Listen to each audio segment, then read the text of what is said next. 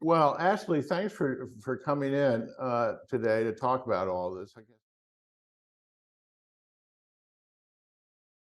you have taken on this extraordinary new position for yourself on the town council.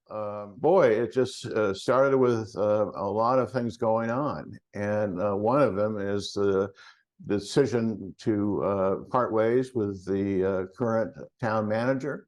I don't know what light you can bring on to that in terms of legal limitations, but what's going on and what can we expect to go on in the near future to fill that role?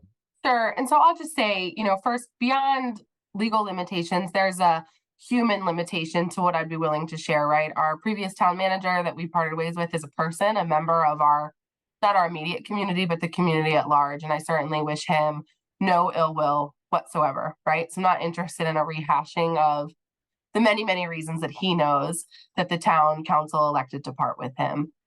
I do want to say that no one incident led to the very difficult decision that the council made. And so I would say it's difficult in a very, very part-time council to manage staff just generally. And, how we strike the balance between making sure that the citizens of Centreville are represented by the elected body, and the elected body is making decisions about strategy and direction, and the people that were installed by the citizens are sort of empowered to make those decisions. And I think you'll see a little bit more directly from the council going forward.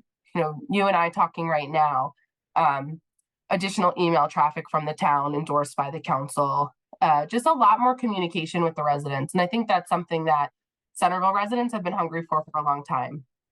I think it was a surprise to some people last night at our meeting to see, as you phrased it, a missing town manager and a different, staff setup up there. And I do want to say I have every confidence in our acting town manager, Carolyn Brinkley. So Carolyn has been the town clerk for some time.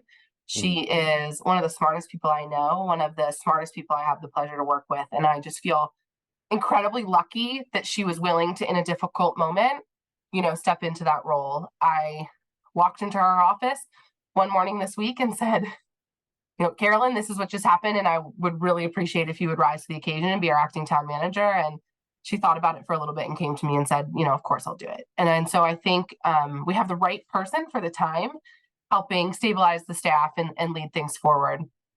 I feel really good about where we are as a town council. I think it's incredibly diverse by way of background, not diverse in many ways. Obviously, we all have eyes, right? But diverse by way of background up there. You get a little something different from each member of the council, and we all get along incredibly well.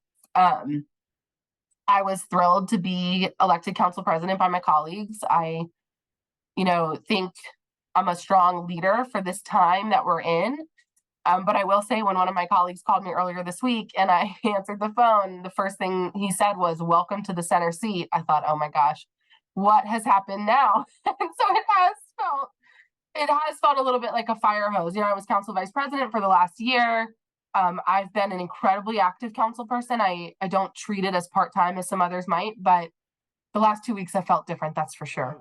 Let's leave it on a positive note. You're going to have Centreville Day soon, right? Yes. And so, I love community events. I shared that with you when we spoke before. Centreville Day is magical. It really is. The number of kids that you see out there doing silly things like pumpkin bowling and painting pumpkins and hanging out with their friends. And, my oldest, my 3-year-old, he loves Centreville Day. And so I can't wait to see him there this year. And then, we have the added event this year that Council Vice President Johnson is spearheading, to have an evening event for an older children population. And I think that's really cool because you're not going to see a lot of 16-year-olds kicking it at Centreville Day. Yeah. I mean, I love Centreville Day, but that's really for adults and for littles. And so, Council Vice President Johnson saw a gap in activities for teens here. I mean, that's a gap we know we all have. And you can see teens lining up to get into the Y as soon as school lets out. And things are improving in Centreville for teens, but I love the idea of an evening event for an older kid population and even an adult population. And so just really excited for that whole day in town of just so much activity going on. Yeah, it's amazing. And when is it again? October? October 28th, so the Saturday before Halloween, and Centerville Day is 11 to 3, and then the other event is 7 to 9. So it should be really fun. Thank you. Happy Friday. Yeah, happy Friday.